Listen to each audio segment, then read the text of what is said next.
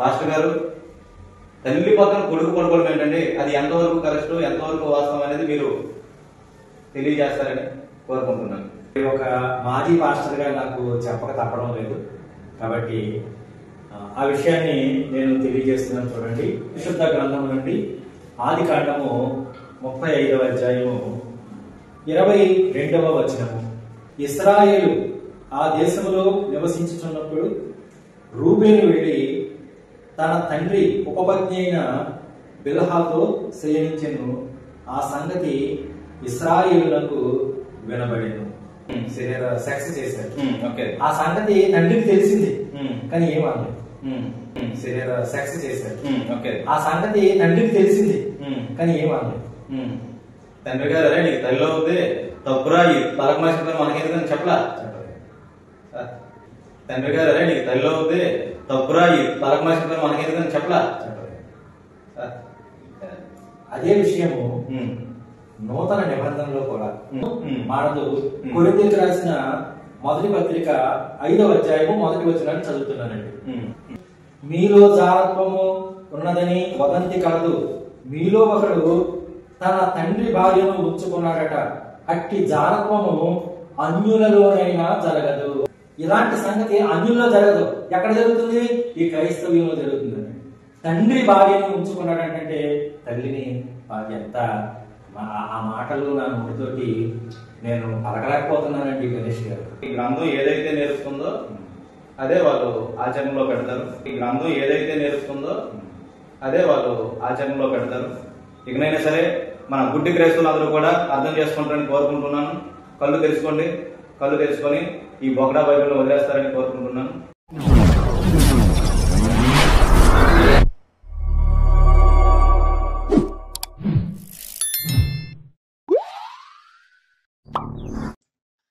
Praise lord friends, అందరికీ వందనాలండి.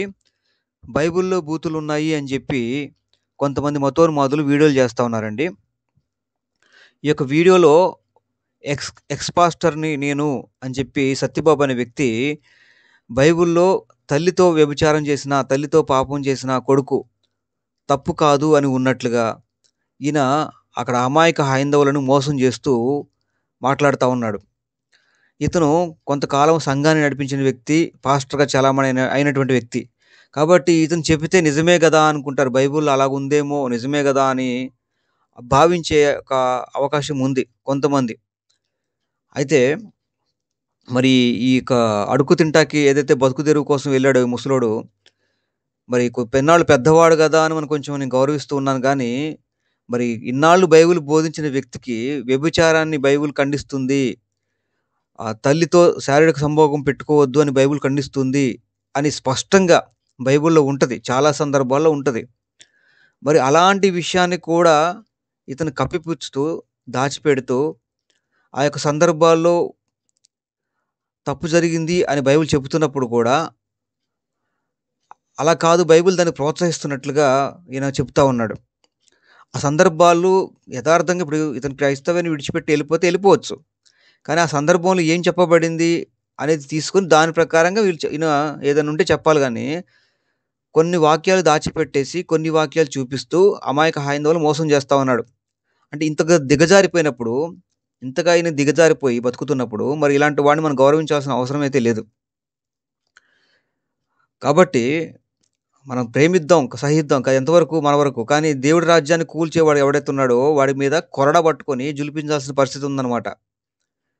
కాబట్టి దేవుడి రాజ్యాన్ని కావాలని పగతో కుట్రతో బతుకు తెరువు కోసం ఏదైతే చేస్తా ఉన్నాడో ఈ యొక్క సత్యబాబు, కాబట్టి ఇతనికి కొరడ పట్టుకోవాల్సిన అవసరం ఉందండి. మనం అంతగా గౌరవించాల్సిన అవసరం అయితే లేదు.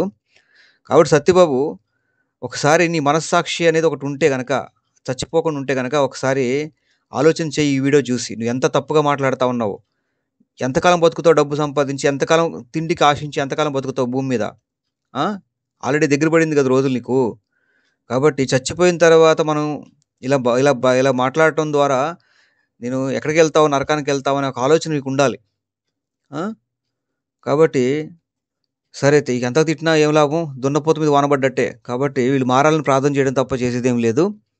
సరే, అమాయక హైందవులారా, మీకు చెప్తున్న విషయం ఏంటంటే గమనించండి.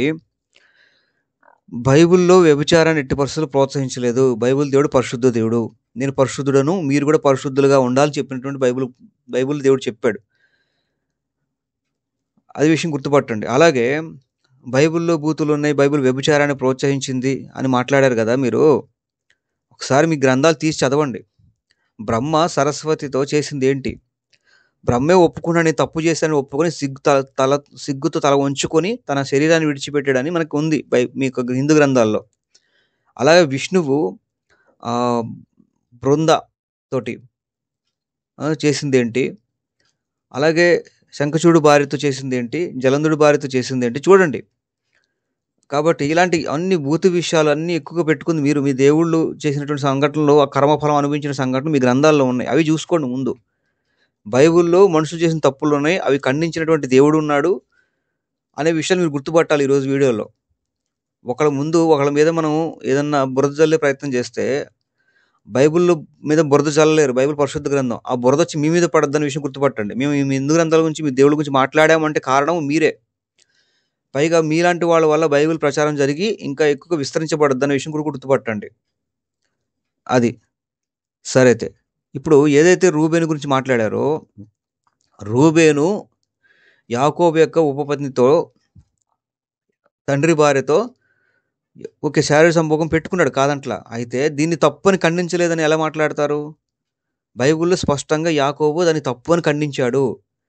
ఇవి బైబిల్ తెలియనటువంటి ఎవరైతే ఈ మాటలు నమ్మొద్దు. ఈయనకి తెలుసు ఈ మోసం చేస్తా ఉన్నాడు, ఈ సత్యబాబు మోసం చేస్తున్నాడు. సత్యం లేదు, సత్యబాబులో సత్యం లేదు, గుర్తుపట్టండి. చూడండి, ఆ వాక్యాలు చూపిస్తాను.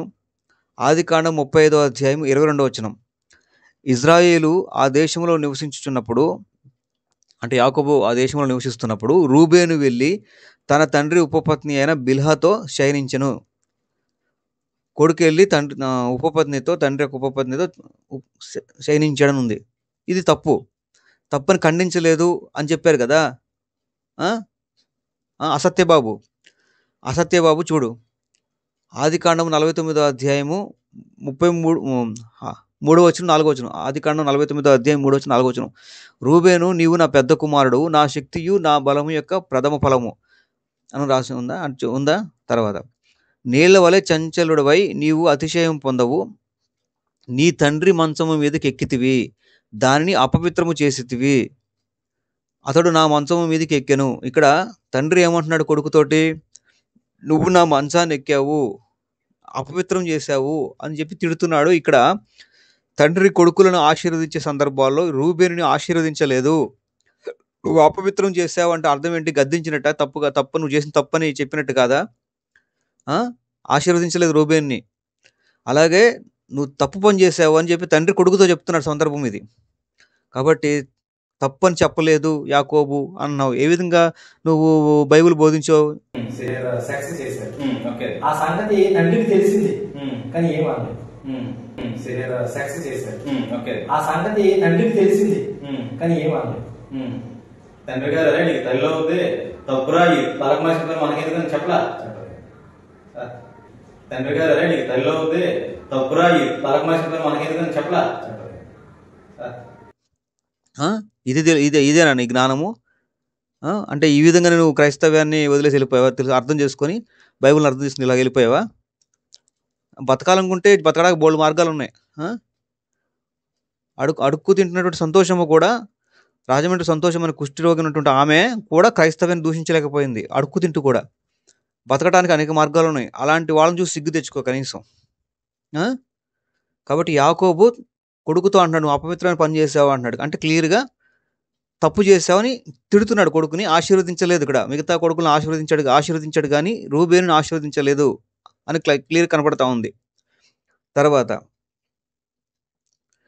ఈ యొక్క వ్యభిచార కార్యక్రమాలు ఎక్కడ జరిగాయి అంటే విగ్రహ సంబంధమైన ఆచారం కలిగినటువంటి వాళ్ళ మధ్యలో జరిగాయి. మీరు అన్నారు కదా కొరింథీ పత్రిక వెళ్ళి, మరి బైబిల్లో చెప్పినటువంటి విషయాలు చూడు. అదే విధంగా లేవియాకాండం 18వ అధ్యాయము చదివితే కనుక చూడండి, మీరు నివసించిన ఐగుప్తు దేశాచారములు చొప్పున మీరు చేయకూడదు, నేను మిమ్మల్ని రప్పించుచున్న కనాను దేశాచారం చొప్పున మీరు చేయకూడదు, వారి కట్టడలను బట్టి నడవకూడదు.